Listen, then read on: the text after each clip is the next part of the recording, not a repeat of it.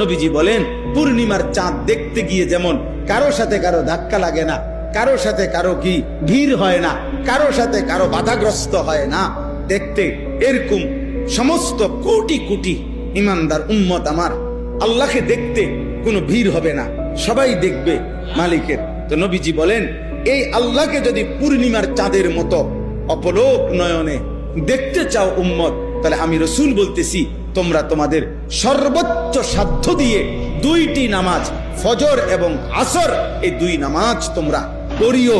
আমি নবী ওয়াদা দিলাম পূর্ণিমার চাঁদের মতো তোমাদের রব আল্লাহকে তোমরা হাসরের ময়দানে দেখবা।